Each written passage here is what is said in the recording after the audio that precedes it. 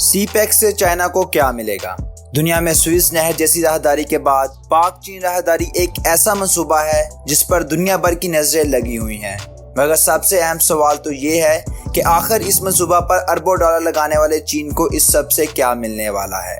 سی pack فقط پاکستان کے لیے گیم چینجر نہیں بلکہ چین کی بقا کا مسئلہ ہے۔ چین اپنی مصنوعات کی ترسیل کے علاوہ تیل کی درآمد کے لیے جو راستہ استعمال کرتا ہے وہ اب نائم علاقہ سے ہو کر گزرتا ہے۔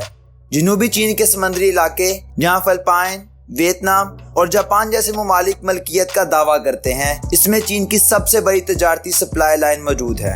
ان تمام ممالک کا امریکہ سے اتحاد ہونے کے باعث چین ان سب کو اپنے لیے خطرہ سمجھتا ہے۔ چین کا ماننا ہے کسی بھی جنگ کی صورت میں اس کی یہ سپلائی لائن بہت آسانی سے بند کی جا سکتی ہے۔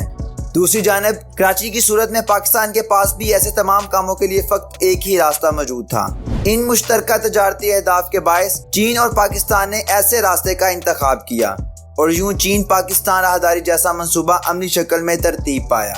اس طرح چین کا گرم پانیوں تک بلا خوف و خطر رسائی کا خواب بھی مکمل ہو گیا۔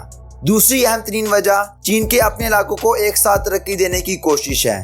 مشرقی چین جہاں دنیا بھر کی تمام سہولتوں سے آراستہ ہے، وہیں مغربی ریاستوں میں غربت اب بھی ڈیرے ڈالے ہوئے ہے۔ چین ان علاقوں میں صنعتیں لگانے کے ساتھ ساتھ ان مصنوعات کی عرب اور یورپی ریاستوں میں بروقت فراہمی کے لیے سی پیک اور ون بیلٹ ون روڈ جیسے منصوبے پر کام کر رہا ہے، جس سے چائنا کو دنیا بھر میں اپنی حکمرانی کا خواب پورا کرنے میں مدد ملے گی۔ دشمن کا دشمن ہمیشہ دوست ہوتا ہے کا محاورہ تو سب نے سن رکھا ہے، مگر یہ چین اور پاکستان کے تعلقات پر سب سے مؤثر انداز میں بولا جا سکتا ہے۔ چین اور پاکستان کو بھارت کی صورت میں ہر وقت ایک ایسا کھلے دشمن کا سامنا ہے جو کسی بھی وقت دونوں ریاستوں کے لیے خطرہ بن سکتا ہے۔ بھارت چین کے ساتھ لداخ والے معاملے پر پہلے ہی کہہ چکا ہے کہ وہ دونوں محاذوں پر ایک ساتھ جنگ کرنے کی صلاحیت رکھتا ہے، جو ایک کھلی دھمکی ہے۔ ایسے تمام خطرات کو کم کرنے کے لیے پاکستان چین راہداری جیسے منصوبہ انتہائی ضروری ہے تاکہ چین اپنی ساری توجہ صلاحیتیں بڑھانے پر صرف کر سکے اور کسی بھی جنگی خطرے کی صورت میں وہ اس سے انتہائی آسانی سے نمٹ سکے۔